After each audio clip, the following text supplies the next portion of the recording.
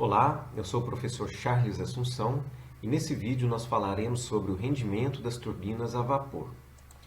Vamos começar falando sobre as perdas de energia nessas turbinas.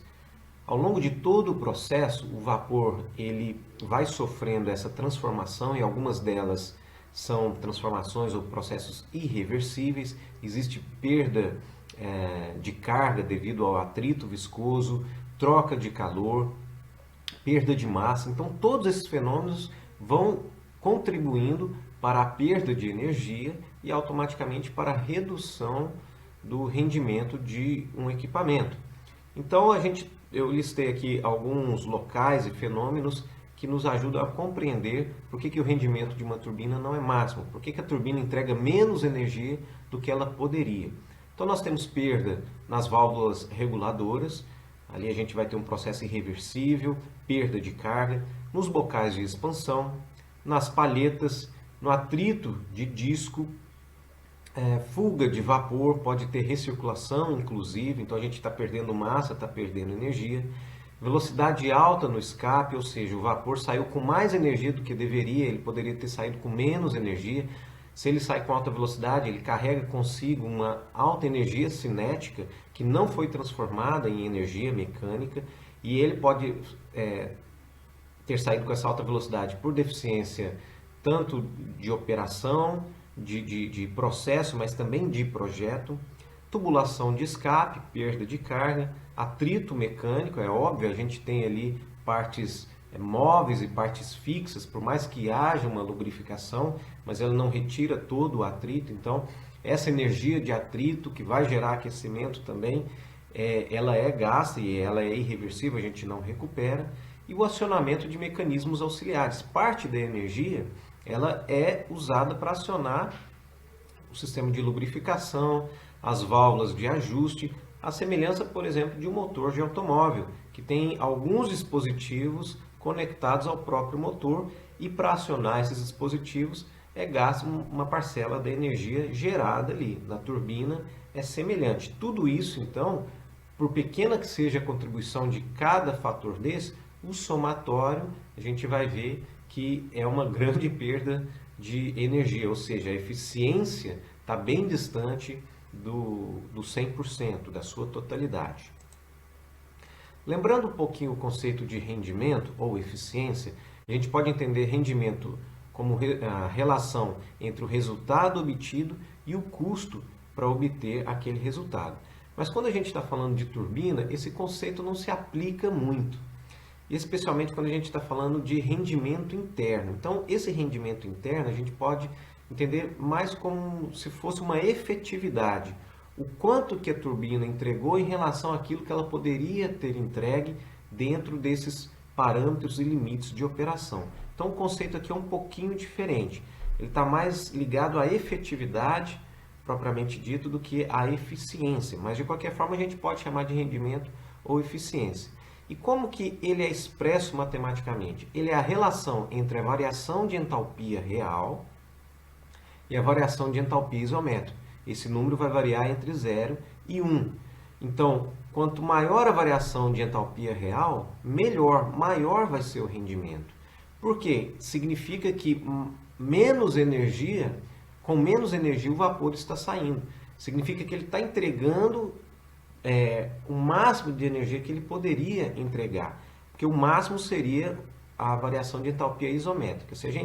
Isoentálpica, melhor dizendo. Se a gente pegar aqui um diagrama TS, fica fácil de nós compreendermos. O processo de expansão na turbina está ocorrendo entre os pontos 1 e 2.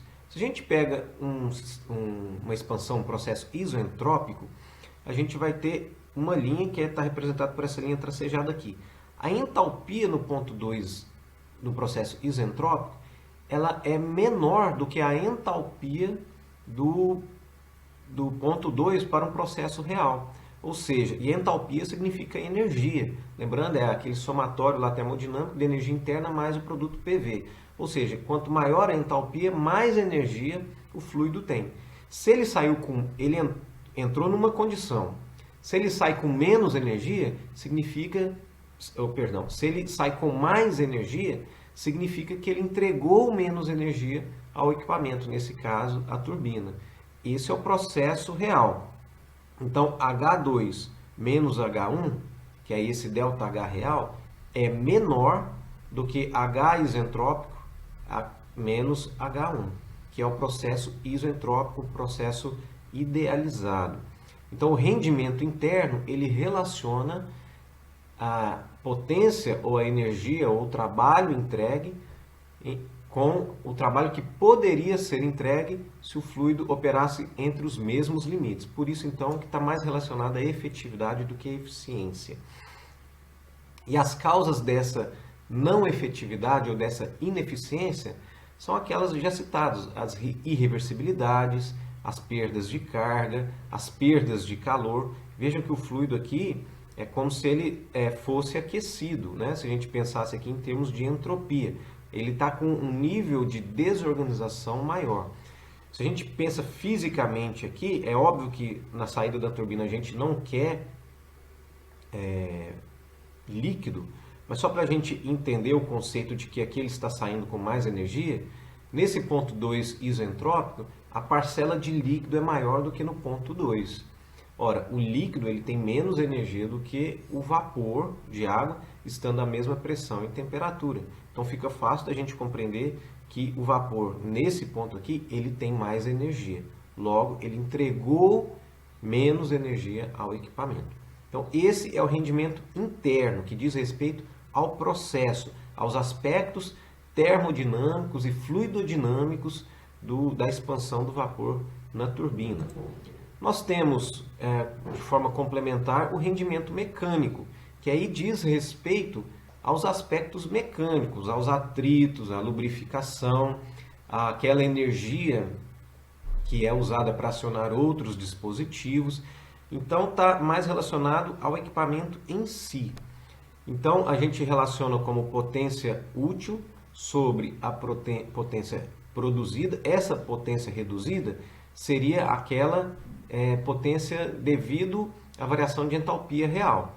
Então aqui a gente tem um máximo que poderia ser realizado, mas devido ao processo, a problemas ou a limitações termodinâmicas e fluidodinâmicas, a gente só gera essa quantidade de energia, ou transfere essa quantidade de energia para a turbina.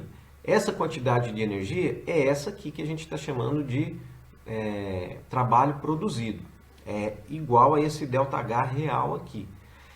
Porém, na saída, se a gente for medir a potência no eixo, esse trabalho real, esse trabalho reduzido, é menor do que o real.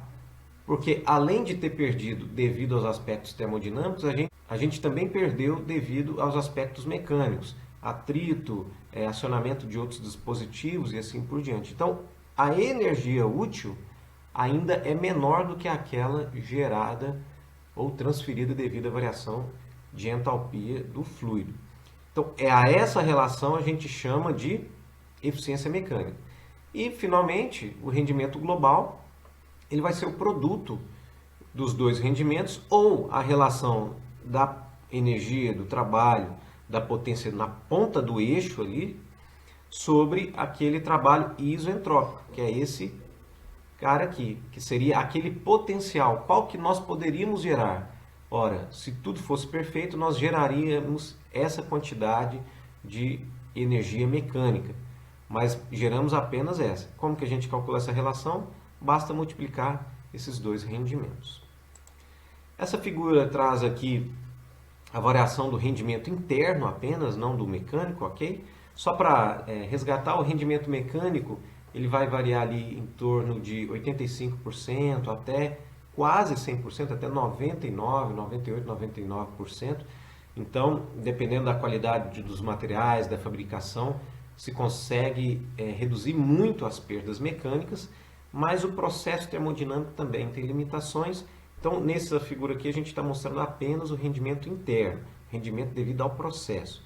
E aqui no eixo horizontal, a gente tem a potência nominal no grupo turbogerador. Então, é uma turbina que está sendo usada para gerar energia elétrica.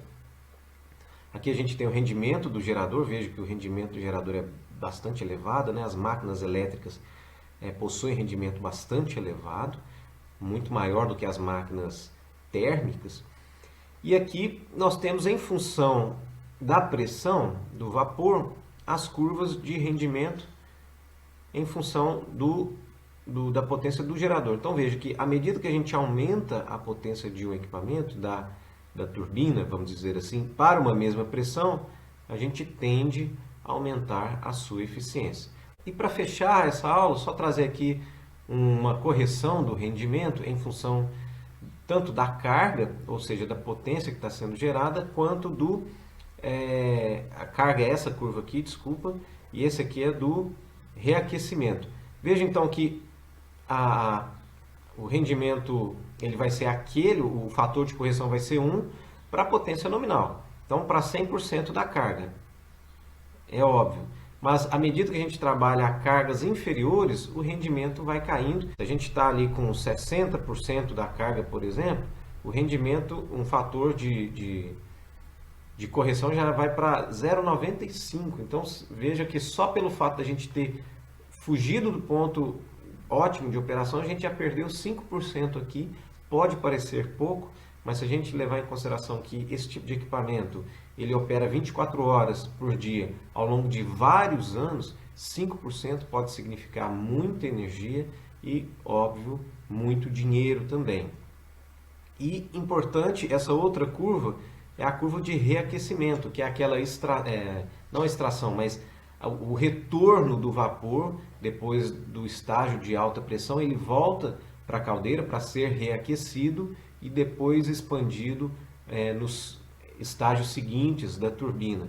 Veja o ganho que pode se obter. Aqui também é um fator de correção, a gente pode aumentar em quase, segundo essa figura, quase 5%, vamos chutar aqui uns 4%, em função do aquecimento, a gente aquece por volta de 275 graus Celsius. E à medida que a gente reduz o reaquecimento, o fator de correção vai reduzindo também. Vejam que para essa figura ele cruza o fator de correção igual a 1, ou seja, não ganha e nem perde, para um reaquecimento da ordem aí de 90, 100 graus. Né? Então, com essa figura fica fácil da gente entender ou compreender se vale a pena e nos auxilia a verificar se vale a pena ou não fazer esse reaquecimento. Eu espero que esse vídeo tenha ficado claro. Em caso de dúvidas, não hesite em entrar em contato. Eu agradeço a sua atenção e espero que você acompanhe os próximos vídeos. Obrigado e até lá.